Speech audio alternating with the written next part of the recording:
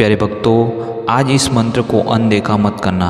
आज जो इस मंत्र को अनदेखा करेगा उसका जीवन का भाग्य हमेशा के लिए बंद रहेगा, क्योंकि आज तुम्हारे सामने आया है वह कोई संयोग नहीं है, यह शिव की ओर से सीधा संदेश आया है। अगर तुमने इसे 2 मिनट सुन लिया, तुम्हारे जीवन के सारे दरवाजे जो आज तक बंद थे वह हमेशा के लिए खुल जाएंगे। नौकरी, धन, समृद्धि अपने आप खुल जाएंगे। यह कोई साधारण सा ध्वनि नहीं है, यह शिव लक्ष्मी की वह महाशक्ति है जो तुम्हारी किस्मत को चकचोर कर सफलता की ओर धकेल देगी।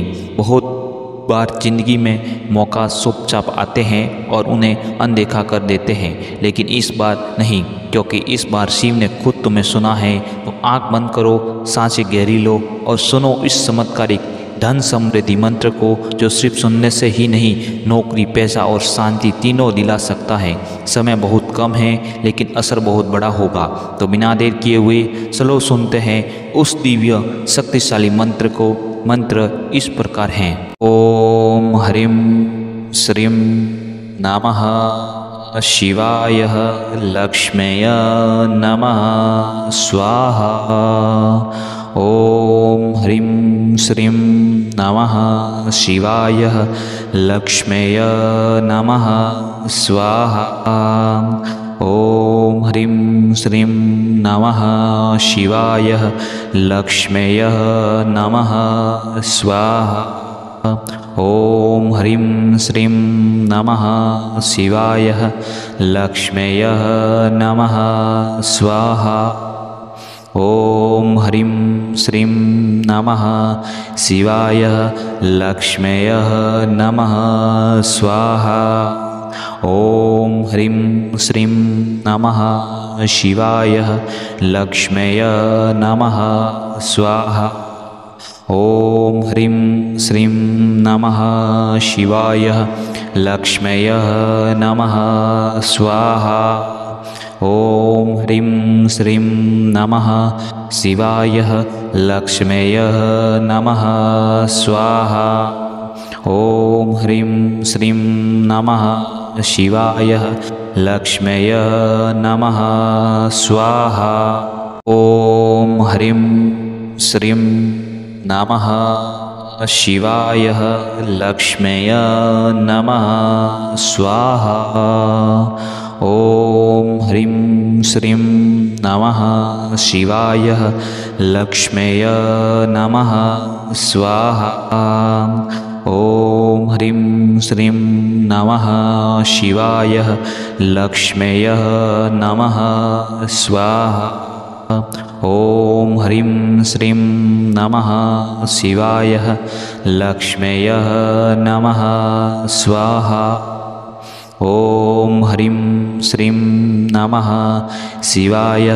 लक्ष्म्यै नमः स्वाहा। ओम ह्रीं श्रीं नमः शिवाय लक्ष्म्यै नमः स्वाहा। ओम ह्रीं श्रीं नमः शिवाय लक्ष्म्यै नमः स्वाहा। ओम ह्रीं श्रीं नमः शिवाय लक्ष्म्यै नमः स्वाहा। ओम ह्रीं श्रीं नमः शिवाय लक्ष्म्यै नमः स्वाहा। ओम ह्रीं श्रीं नमः शिवाय लक्ष्म्यै नमः स्वाहा। ओम ह्रीं श्रीं नमः शिवाय लक्ष्म्यै नमः स्वाहा। ओम ह्रीं श्रीं नमः शिवाय लक्ष्म्यै नमः स्वाहा। ओम ह्रीं श्रीं नमः शिवाय लक्ष्म्यै नमः स्वाहा। ओम ह्रीं श्रीं नमः शिवाय लक्ष्म्यै नमः स्वाहा। ओम ह्रीं श्रीं नमः शिवाय लक्ष्म्यै नमः स्वाहा। ओम ह्रीं श्रीं नमः शिवाय लक्ष्म्यै नमः स्वाहा। ओम ह्रीं श्रीं नमः शिवाय लक्ष्म्यै नमः स्वाहा।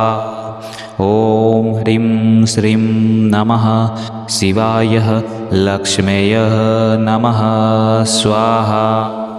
ॐ ह्रीं श्रीं नमः शिवाय लक्ष्म्यै नमः स्वाहा। ॐ ह्रीं श्रीं नमः शिवाय लक्ष्म्यै नमः स्वाहा। ॐ ह्रीं श्रीं नमः शिवाय लक्ष्म्यै नमः स्वाहा। ॐ ह्रीं श्रीं नमः शिवाय लक्ष्म्यै नमः स्वाहा। ॐ ह्रीं श्रीं नमः शिवाय लक्ष्म्यै नमः स्वाहा। ॐ ह्रीं श्रीं नमः शिवाय लक्ष्म्यै नमः स्वाहा। ॐ ह्रीं श्रीं नमः शिवाय लक्ष्म्यै नमः स्वाहा। ॐ ह्रीं श्रीं नमः शिवाय लक्ष्म्यै नमः स्वाहा। ॐ ह्रीं श्रीं नमः शिवाय लक्ष्म्यै नमः स्वाहा। ॐ ह्रीं श्रीं नमः शिवाय लक्ष्म्यै नमः स्वाहा। ॐ ह्रीं श्रीं नमः शिवाय लक्ष्म्यै नमः स्वाहा। ॐ ह्रीं श्रीं नमः शिवाय लक्ष्म्यै नमः स्वाहा। ॐ ह्रीं श्रीं नमः शिवाय लक्ष्म्यै नमः स्वाहा। ॐ ह्रीं श्रीं नमः शिवाय लक्ष्म्यै नमः स्वाहा। ॐ ह्रीं श्रीं नमः शिवाय लक्ष्म्यै नमः स्वाहा। ॐ ह्रीं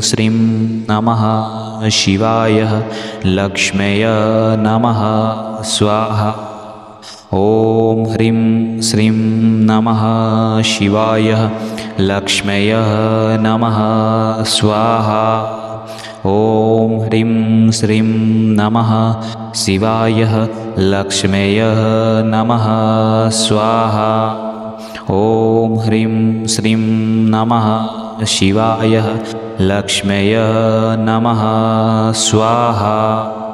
ॐ ह्रीं श्रीं नमः शिवाय लक्ष्म्यै नमः स्वाहा।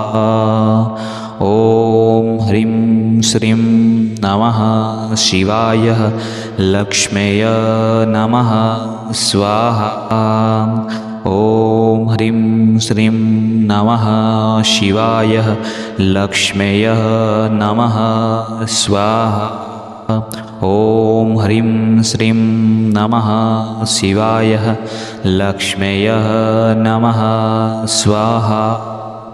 ॐ ह्रीं श्रीं नमः शिवाय लक्ष्म्यै नमः स्वाहा। ॐ ह्रीं श्रीं नमः शिवाय लक्ष्म्यै नमः स्वाहा। ॐ ह्रीं श्रीं नमः शिवाय लक्ष्म्यै नमः स्वाहा।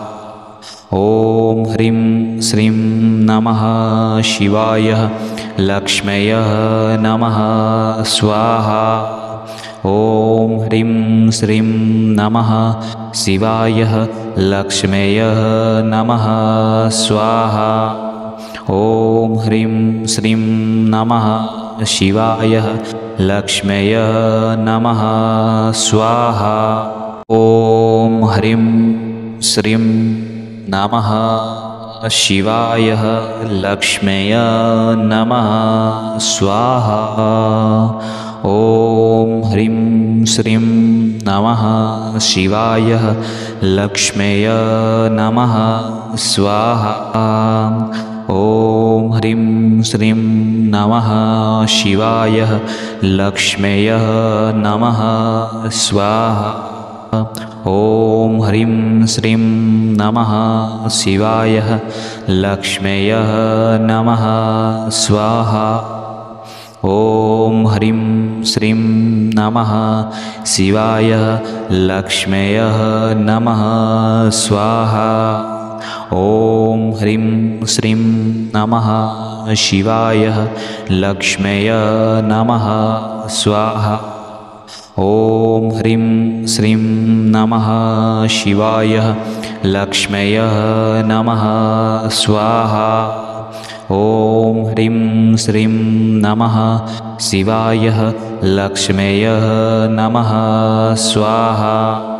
ॐ ह्रीं श्रीं नमः शिवाय लक्ष्म्यै नमः स्वाहा। ॐ ह्रीं श्रीं नमः शिवाय लक्ष्म्यै नमः स्वाहा। ॐ ह्रीं श्रीं नमः शिवाय लक्ष्म्यै नमः स्वाहा। ॐ ह्रीं श्रीं नमः शिवाय लक्ष्म्यै नमः स्वाहा। ॐ ह्रीं श्रीं नमः शिवाय लक्ष्म्यै नमः स्वाहा। ॐ ह्रीं श्रीं नमः शिवाय लक्ष्म्यै नमः स्वाहा। ॐ ह्रीं श्रीं नमः शिवाय लक्ष्म्यै नमः स्वाहा। ॐ ह्रीं श्रीं नमः शिवाय लक्ष्म्यै नमः स्वाहा। ॐ ह्रीं श्रीं नमः शिवाय लक्ष्म्यै नमः स्वाहा।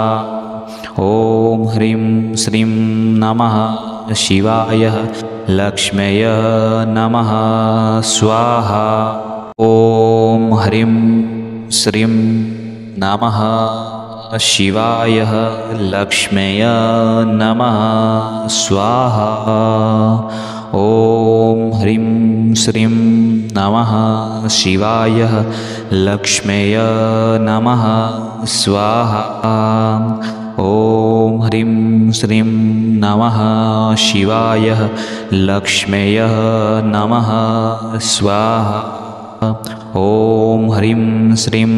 नमः शिवाय लक्ष्म्यै नमः स्वाहा। ॐ ह्रीं श्रीं नमः शिवाय लक्ष्म्यै नमः स्वाहा। ॐ ह्रीं श्रीं नमः शिवाय लक्ष्म्यै नमः स्वाहा। ॐ ह्रीं श्रीं नमः शिवाय लक्ष्म्यै नमः स्वाहा। ॐ ह्रीं श्रीं नमः शिवाय लक्ष्म्यै नमः स्वाहा। ॐ ह्रीं श्रीं नमः शिवाय लक्ष्म्यै नमः स्वाहा। ॐ ह्रीं श्रीं नमः शिवाय लक्ष्म्यै नमः स्वाहा। ॐ ह्रीं श्रीं नमः शिवाय लक्ष्म्यै नमः स्वाहा। ॐ ह्रीं श्रीं नमः शिवाय लक्ष्म्यै नमः स्वाहा। ॐ ह्रीं श्रीं नमः शिवाय लक्ष्म्यै नमः स्वाहा। ॐ ह्रीं श्रीं नमः शिवाय लक्ष्म्यै नमः स्वाहा। ॐ ह्रीं श्रीं नमः शिवाय लक्ष्म्यै नमः स्वाहा। ॐ ह्रीं श्रीं नमः शिवाय लक्ष्म्यै नमः स्वाहा। ॐ ह्रीं श्रीं नमः शिवाय लक्ष्म्यै नमः स्वाहा। ॐ ह्रीं श्रीं नमः शिवाय लक्ष्म्यै नमः स्वाहा। ॐ ह्रीं श्रीं नमः शिवाय लक्ष्म्यै नमः स्वाहा। ॐ ह्रीं श्रीं नमः शिवाय लक्ष्म्यै नमः स्वाहा। ॐ ह्रीं श्रीं नमः शिवाय लक्ष्म्यै नमः स्वाहा। ॐ ह्रीं श्रीं नमः शिवाय लक्ष्म्यै नमः स्वाहा।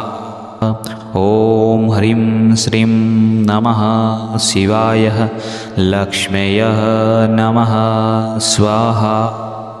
ॐ ह्रीं श्रीं नमः शिवाय लक्ष्म्यै नमः स्वाहा। ॐ ह्रीं श्रीं नमः शिवाय लक्ष्म्यै नमः स्वाहा।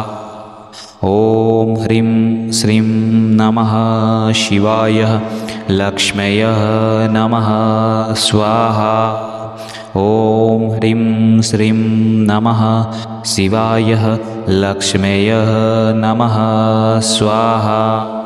ॐ ह्रीं श्रीं नमः शिवाय लक्ष्म्यै नमः स्वाहा।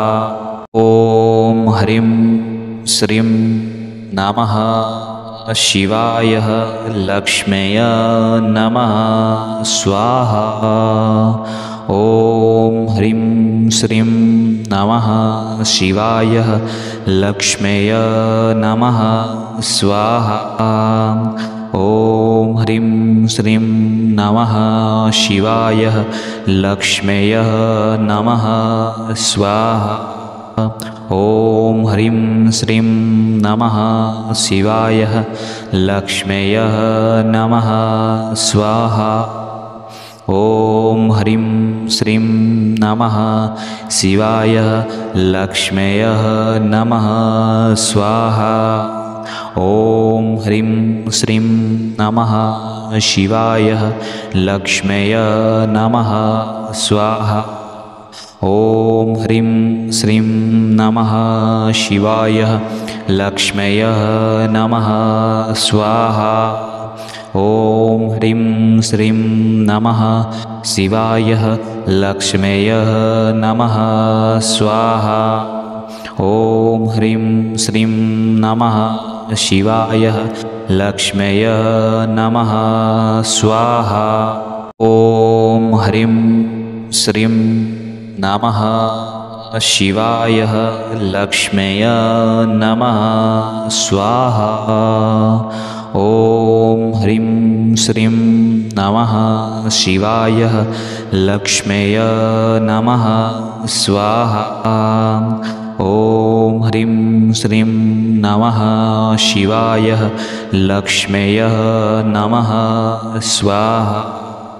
ॐ ह्रीं श्रीं नमः शिवाय लक्ष्म्यै नमः स्वाहा। ॐ ह्रीं श्रीं नमः शिवाय लक्ष्म्यै नमः स्वाहा। ॐ ह्रीं श्रीं